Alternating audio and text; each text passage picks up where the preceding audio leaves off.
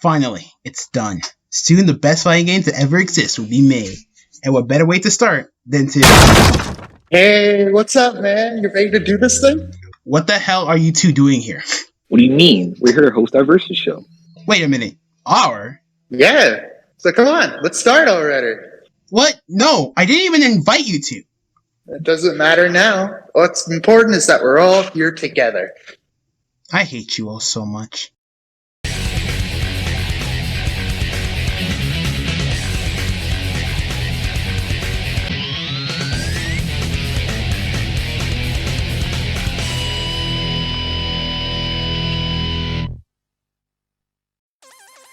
Anime, one of the most popular media out there. Some are incredibly well written, having some of the best written stories and being a staple of media as a whole. And some maintain their popularity for all of 5 minutes and are basically forgotten about forever. Speaking of, Ichigo, the soul eater of Bleach. First of all, shut up.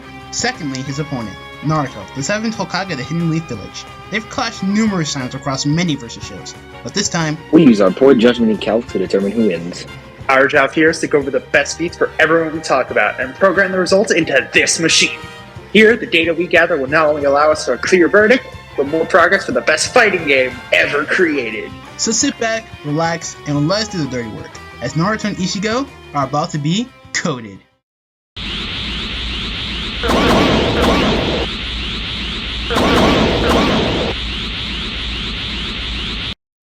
In the ninja world, we have multiple countries, the land of earth, the land of lightning, and many more. But the main we're focusing on today is the land of fire, one of the most powerful countries in the ninja world.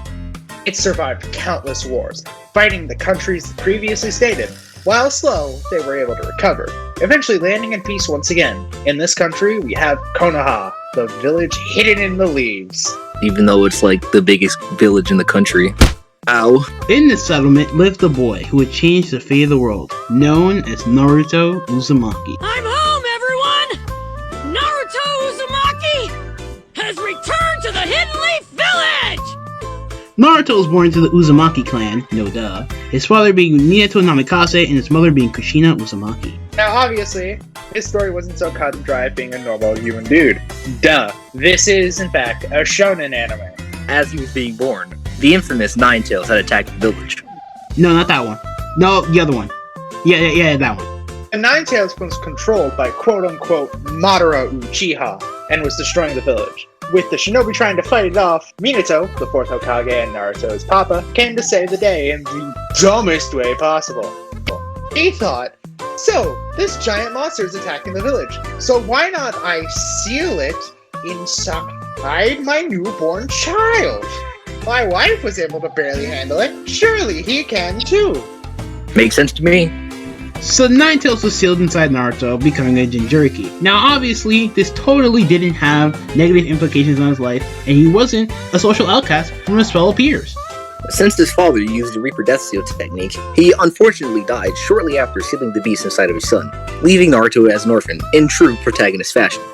So as Fade mentioned, it totally had negative implications, as Naruto became an outcast from his peers. People hated him for something out of his control, becoming a delinquent to get the attention he long deserved. Despite this, Naruto still had people to confide in. His mentor Ruka helped them out in need, and Naruto actually made friends. He made like 2. Okay, do I have to However, he never gave up, training every day, eating ramen, and drinking rotten milk. What the fuck, gross. Pushing himself to the absolute max, Naruto had finally learned his signature technique. Naruto had finally passed his ninja exams, eventually joining Team 7, composed of him, Sasuke Uchiha, Sakura Haruno, and the leader, Kakashi Hatake. Now Naruto has gotten one step closer to his goal, finally being acknowledged by his peers and becoming the Hokage. Now as a ninja, Naruto's weaponry wasn't really super crazy. He mostly just used stuff like kunais, shuriken, and paper bombs. Pretty standard ninja stuff. But Naruto more than exceeds in hand-to-hand combat, and through his journey his abilities have grown. As alluded to before, Naruto learned the Shadow Clone Jutsu, allowing a user to divide their chakra between them and their clones. Normally, a person can only do the standard Clone Jutsu, as due to the rapid depletion of the multi-Shadow Clone Jutsu due to the 9-tailed chakra. However, Naruto can make as many clones as he damn well wants. Not only can he do these types of clothes, but he can also transform his clothes and even himself into things such as weapons. Now, speaking of chakra, chakra is the meshing of your two energies, that being physical and spiritual. In order to do jutsus, it is an absolute must that you have access to chakra reserves. While having massive reserves of chakra is impressive, if you don't have chakra control, it essentially is pretty much worthless. Now, there are two different types of chakra. The one we already said, and tailed beast chakra. Chakra that comes from, as you guessed, tailed beast. That if mastered or enraged, the Jinchuriki can use. As time went on, Naruto went on multiple missions, meeting new people, taking down bad guys, along with bonding with his teammates. He participated in the Chunin exams to obviously become a Chunin, no duh. During the Chunin exams, he met Jiraiya, a certified sex offender, pretty much meaning legendary ninja. Jiraiya was one of the legendary ninja in the village, praised in high regard as one of the best, and after some convincing, he took Naruto as a student, being a father figure to Naruto and actually being a pretty good dude. Too bad. Jiraiya taught Naruto many other techniques, being able to use the summoning jutsu, accessing the Nine-Tails chakra for a short amount of time, and learned his other signature technique. This is the Rasengan, a technique created by his father Minato. The Rasengan is a ball of spinning chakra created in the palm of the user's hand. He can use many variations, such as the Big Ball Rasengan, which is just a bigger version of Rasengan. Planetary Rasengan is also just a bigger Rasengan, but instead of 1, it's 4. Balls. Cheer, Waluigi. You absolute Neanderthals.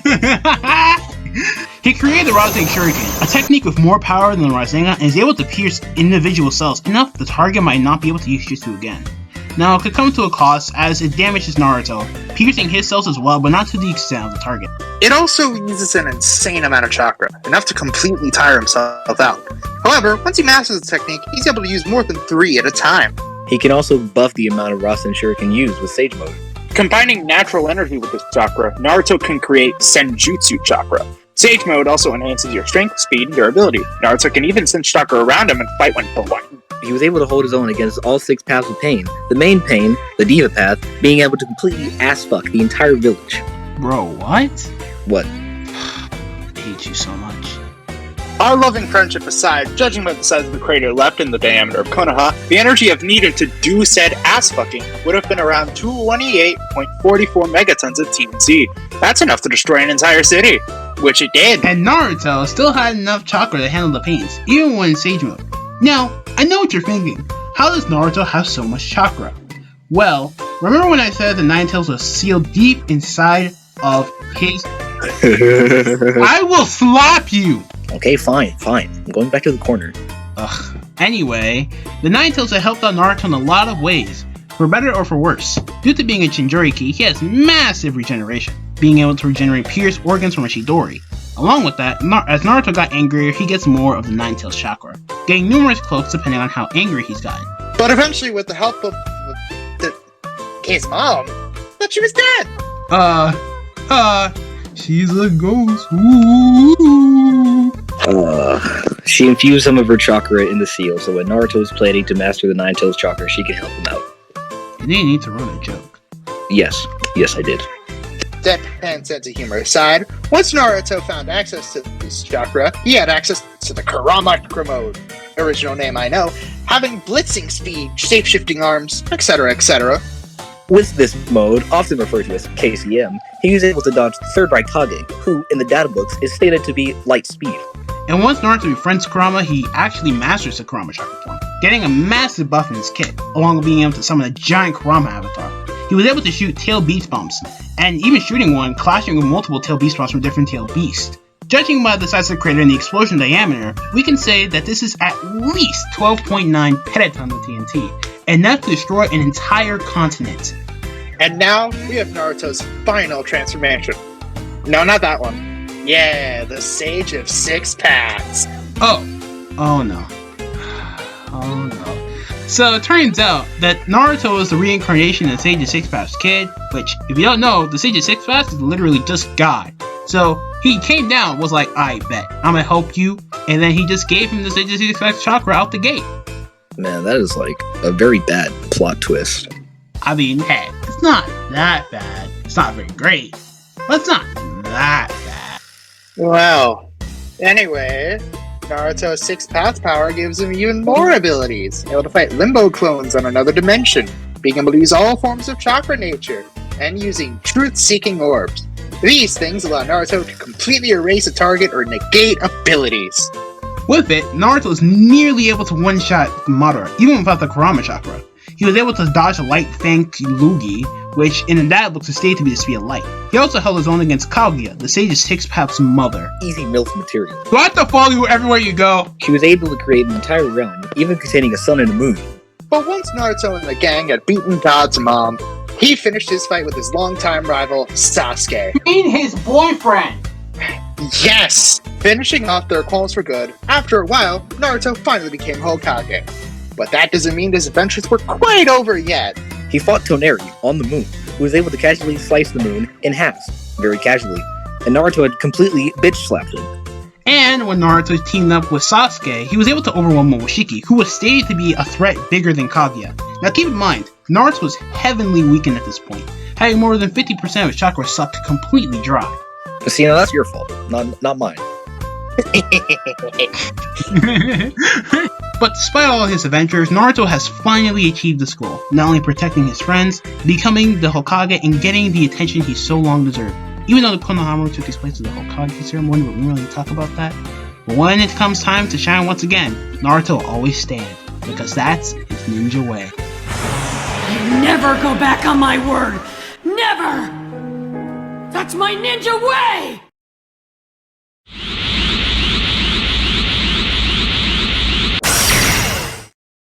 Karakura Town, a tranquil city. Crime is pretty low, nice citizens, good people all around, pretty much nothing wrong with the city at all. Oh, except the Hollows. Hollows are basically human souls that stay in the human world trying to finish their last goals before passing on. But due to them barely being able to interact with living beings, most don't get to achieve their goals, causing them to obsess over it, even going so far as to render their souls empty, causing them to transform into huge monsters and devouring souls. So basically, these hollows are monsters that suck souls and no one can see them nor interact with them. Yep! So, how the hell are they going to survive the encounters against these hollows?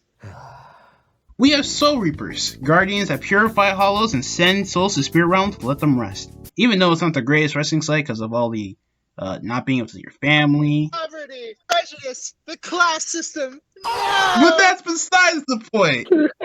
Enter Ichigo Kurosaki, your usual 15-year-old boy, fighting with thugs, caring for his 2 sisters and his quirky father, just your average ordinary teen. Well, except the fact that you can see spirits. As I said before, even despite this, Ichigo still mostly had a decent childhood. Keyword being mostly. Yeah, back when he was a kid, he couldn't tell which was and wasn't a spirit, getting the two mixed up constantly, seeming as if he was just talking to himself, which unfortunately ended pretty bad. One day, Ichigo and his mother were walking by a river during a huge storm. As he looks to his left, he sees a young girl during the storm. Thinking that she was going to jump into the river, Ichigo charges, trying to save the young girl. With his mother being the responsible parent that she is, she ran after him, which resulted in his mom taking a fat L. Jeez, dude! What? His mom died! You could have shown at least a little bit of tax! What? Come on, he's a shonen character. One of your parents has to die. It's a rule on the shonen character list. Oh. Okay. Proceed. But despite this, Ichigo had taken this opportunity to learn the difference and help good spirits reach peace, taking care of his family and helping others in need. Friends will help him out in the future, such as Chad. And as time went on, it seemed that his life has finally gotten back to some level of normal, until one day, where everything changed. Ichigo meets some random girl named Rukia, who's revealed to be a Soul Reaper. Then, a Hollow attacks Ichigo's family, and Rukia gives Ichigo her powers, taking down the Hollow and becoming a substitute Soul Reaper. Dick. Thank you. And with that, Ichigo's Shinigami powers had been awakened, slicing through hollows with ease with this new influx of power. He gained not only a snazzy new outfit, but an entire list of new abilities. From superhuman strength and speed to shooting beams of spiritual pressure at his foes with his Getsuga Tensho. Basically his main bread and butter, taking on multiple variations depending on what form he's in. Having his Ryatsu goes towards the tip of the blade before making a huge slash. He can even do 2 at once, also known as Getsuga Jujisho. He's also able to fly. He does not fly. He uses Reishi to walk on air. Reishi being the composition of spiritual bodies, this makes them invisible to people with lack of spiritual awareness, but they're still physically there. Not to be confused with Oyatsu, which is the spiritual pressure of people such as Shinigami, Aranko, and Quincy. You just love one-upping people, huh? Yes, I do. Ichigo not only improved on his combat, but his swordsmanship, which is pretty impressive because, like, it's humongous. This is a Zanpakuto, also known as Zangetsu.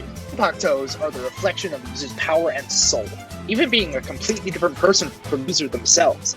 And in somewhat of a rarity, Ichigo actually has two of them.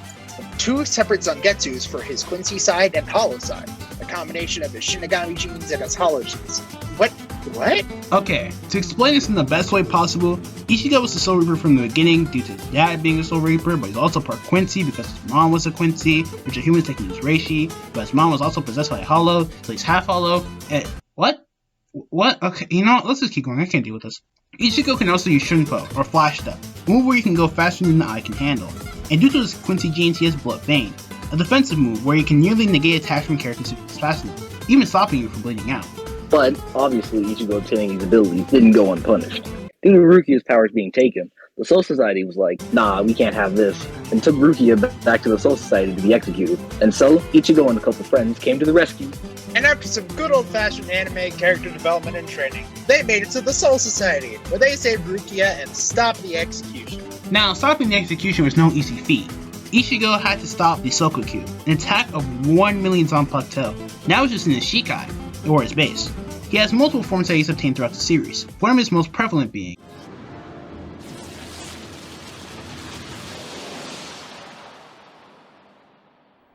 Bankai.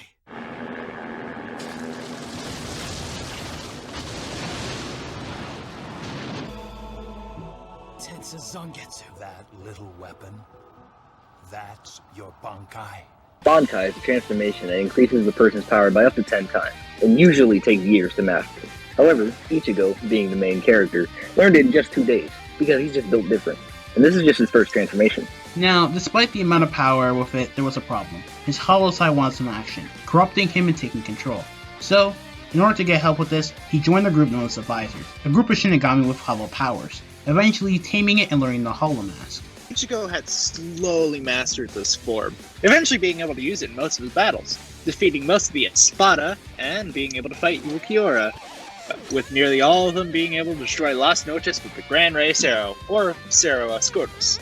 How big is Las Noches, you ask? Well, Nell, one of the former Espada, states that a trip to the center takes 3 days, so 6 days should be the entire span of Las Noches. Judging by that, should be around the size of a large country. And considering that Ichigo beat a lot of the Espada, like literally just clopping them, it should be fine for Ichigo to scale to. Yet even with his mastery of the Hollow Mask, if his Hollow form gets too corrupted, he can turn into Vassal Lorde, a form of blind rage. While he isn't able to control his actions, he has rapid healing and a massive buff in power. He is able to outright bully Ulquiorra, who he had struggled with earlier. After the defeat of Ulquiorra, Aizen, the main villain of the franchise and certified 5D chess player since the very beginning, went to the human realm with the purpose of achieving godhood.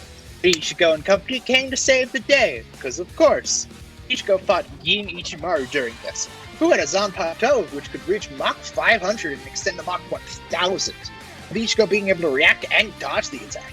And even better, this was him in a weakened state.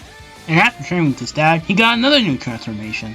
Oh wow, that's so surprising. Who could have seen that coming? I mean, come on, did you read the Shonen character list? It clearly says, get multiple transformations that are unnecessary and worthless. Where did you even get that thing? It was one of the longest endeavors I ever took, and an adventure that took near years to complete. Oh, cool. That has got to be the stupidest thing you have ever said. Yep! Ichigo's new form was able to casually destroy mountains with just a swipe of his sword. Judging by the size of the mountain and Ichigo's height, we came to find that this feat took more than 19 kilotons of TNT. And keep in mind, this is just him casually swiping his hand. He was also able to tank Kuro Hitsugi, an attack that restores space and time, and also defeated Sosuke Aizen, one of the strongest characters in the franchise at this point, beating with the transformation known as Mugetsu. Now, this move is incredibly powerful and drippy as fuck, nearly one-shotting Aizen. However, once he uses it, he loses his powers forever. So Ichigo, now back to being a normal human, gives up the Soul Reaper gig, starting to even lose his power of seeing spirits, seeing Rukia fade away from his vision forever. Wow, That was pretty deep.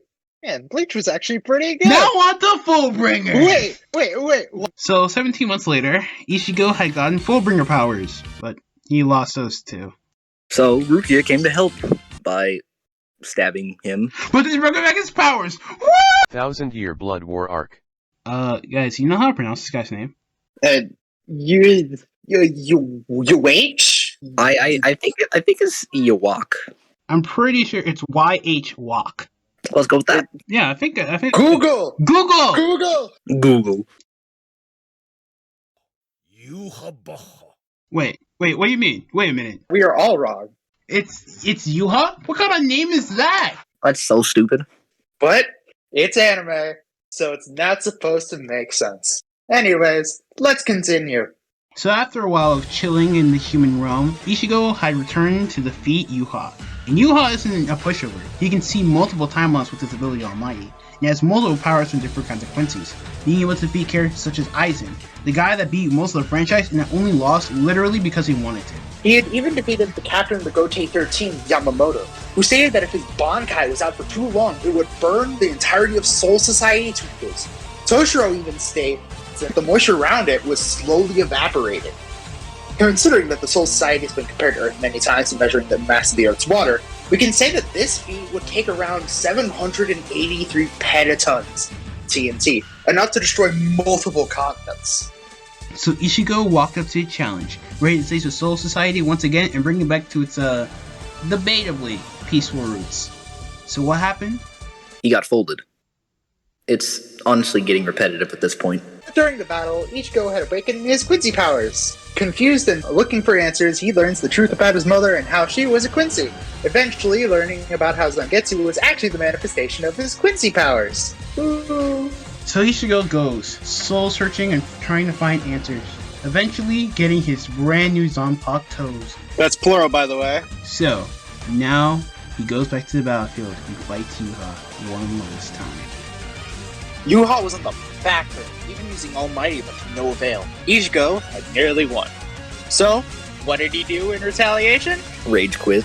Okay, not rage quit. Before Yuha had died, he had reviewed his plan to merge the realms, combining life and death to create a new heavenly realm. Now, it shouldn't be any hyperbole at all. Combined with several statements that he could destroy these realms, Yuha's fights with people like the previous mentioned Yamamoto point against any sense of exaggeration. But even with that, Ichigo had finally defeated Yuha.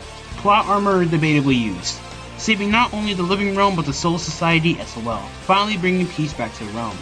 He eventually settles down, even as a kid before Hime. But if ever needed, he'll always be there, ready to cut down some hollows and take down whoever even dares hurts his friends. Ever since the powers of the Soul Reaper were thrust upon me, my whole world has changed. Now I'm Ichigo Kurosaki, substitute Soul Reaper, and I'm combining my powerful spirit energy with this blade in order to protect my friends! Now that we've gone through these characters, it's time to see these two clash. Who will win, the Knucklehead Ninja or the substitute Soul Reaper? No matter who wins, people won't shut the fuck up about it. It's time to see Naruto and Ichigo get coded. Select your character.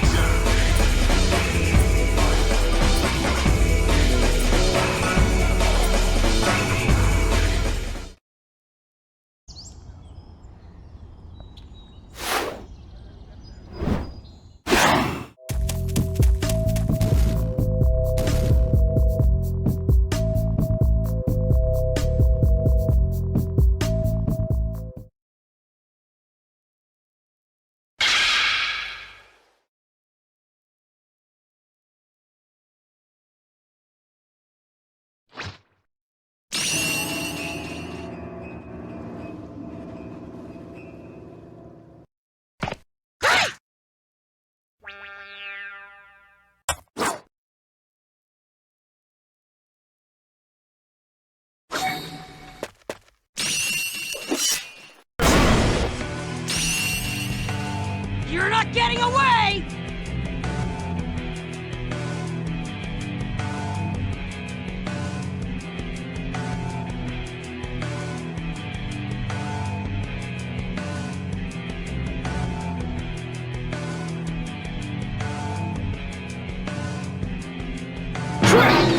Damn it!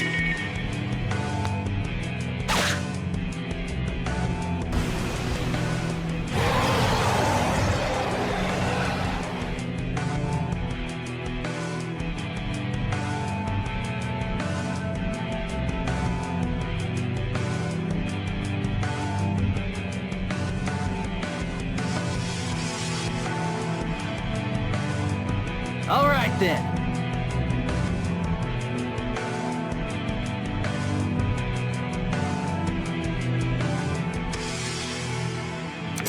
I don't know how to lose! Go for broke!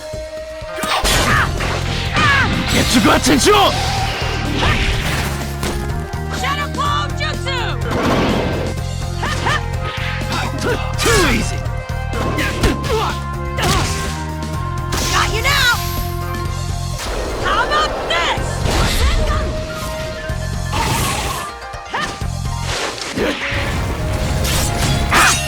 You missed!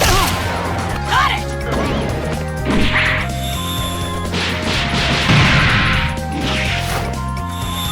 How about this?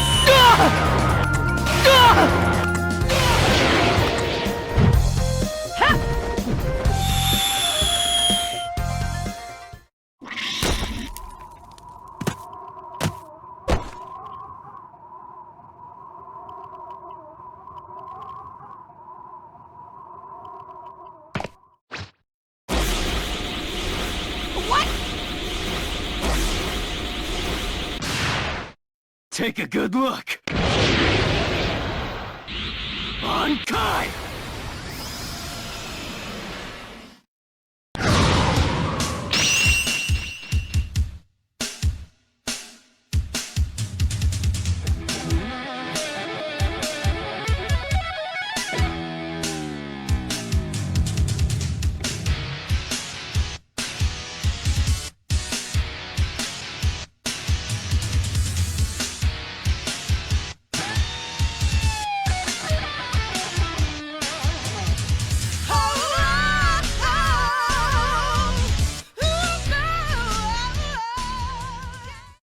Shadow Claw Jutsu! What? How's it going?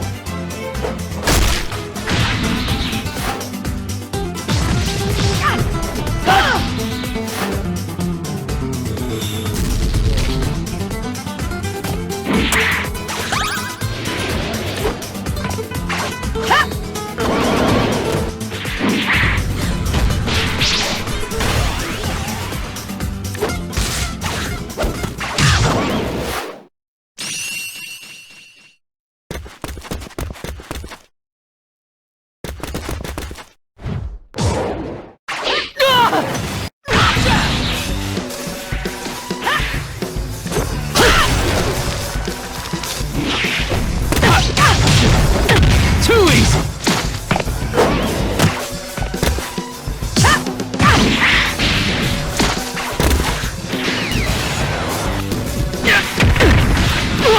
Blast away!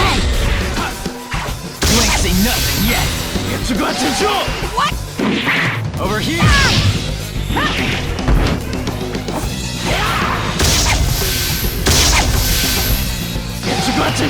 How about this?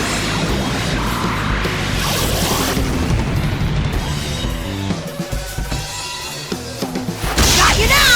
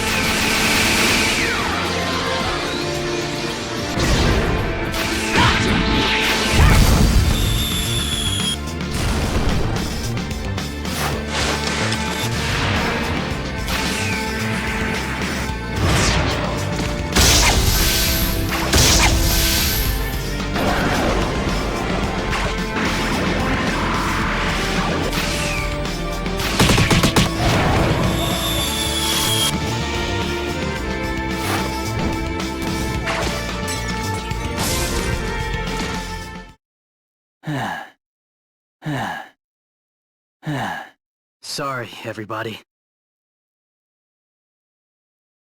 I ain't ready to die yet! Give me your strength!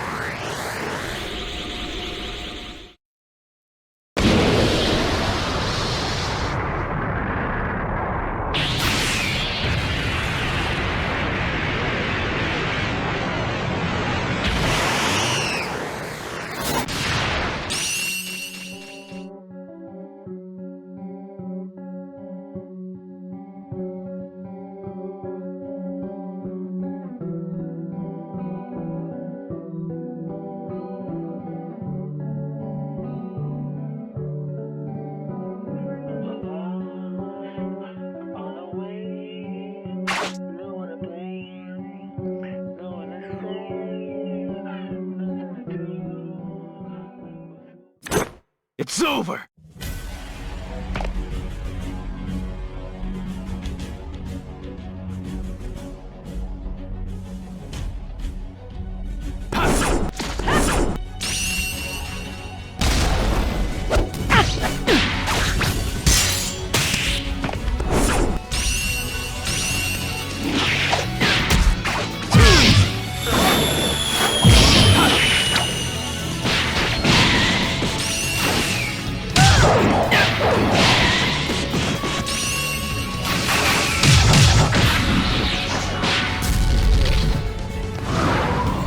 Nothing yet!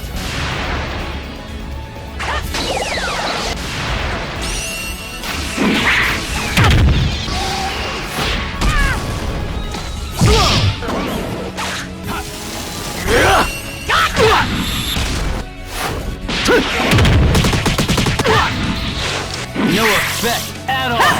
Too easy!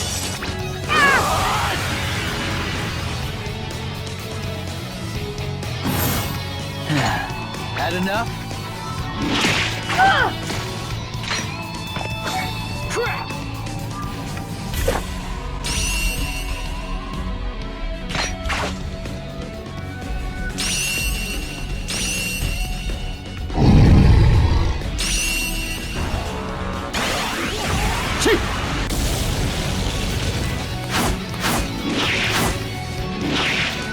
Ichigo attention!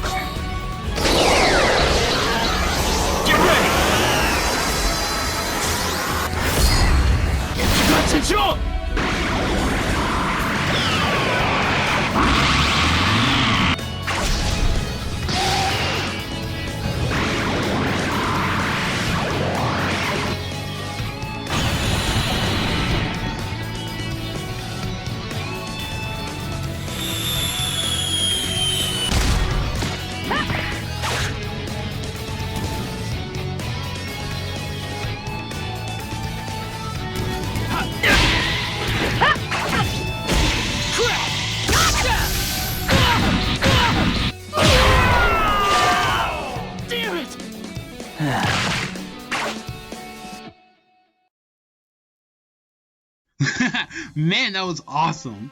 So, Naruto was able to pull through this fight. But it's not really an open and shut case as most people might think. There's a lot of ways this fight could have gone. So, without further ado, let's decode this fight. Now, before we tackle the stats, we need to talk about a few things. Firstly, would Naruto be able to see Ichigo? Well, Soul Reapers are pretty much spirits, which Naruto has tackled with before. He was able to fight Madara's Limbo clones on a different plane of existence, and was even able to play tug-of-war with his soul as it was being pulled out of his body. So it should be reasonable to say Naruto could at least sense Ichigo, even if he wasn't able to see him. Now, as I said before, Chakra has both a physical and spiritual aspect, which should pretty much apply to spiritual pressure of Bleach. So Naruto should basically be fine when fighting Ichigo. First up, we have strength. Starting off, Ichigo should safely scale people like Yamamoto, who is evaporating the water of the Soul Society. He's also stated to be a Soul King candidate, even killing the old guy. Even beating Yawak, who was able to lift the the Wandenreich. Sorry, Deutschland. Judging by the size of the bridge and density of the mass, he should have been able to execute at least 886.56 exatons of TNT, being planetary. Now, some people might say, but Yuha was clapping the shit out of him! Now, keep in mind, however, Ichigo was able to hold him off for at least a little bit, even being on par from the true Bankai state. So Ichigo downscaling should be pretty okay to use. So Naruto scales to characters like Toneri, who destroyed the Hollow Moon. Now keep in mind, Naruto fucking one-shot him. There's also scaling to Kaguya, who created an entire realm. Judging by how there are genuine moons in the realm, we could say that this took around 5.61, but you know what? Fuck it. 5.7 kilotons of TNT. Now, I know some people might be iffy on scaling Naruto to Kaguya, similar to how we scaled Ichigo Yuha, but remember that a weakened Naruto was able to throw handsome Momoshiki, who has stayed a genuine threat, stronger than Kaguya. Now, while, again, he did team up with Sasuke, throughout the fight, Naruto basically does most of the damage on his own. And keep in mind that Momoshiki is also powered up in this state. So, Naruto, at the very least, downscaling from Kaguya at this state is pretty much fine. Talking speed, Ichigo should upscale from Yawak's Ashvala, which was around the fifth the speed of light. He should also upscale from Hikone, a character that was relativistic, blitzed by end-of-series versions of other characters. With Ichigo/Aizen/Itachi being stated to be able to beat them, Ichigo upscaling from relativistic speeds should be fine. Naruto, however, was able to dodge Light Fang from Madara. Judging by his distance from Madara, along with the Light Fang being stated as a light beam, it should be around 2 times the speed of light.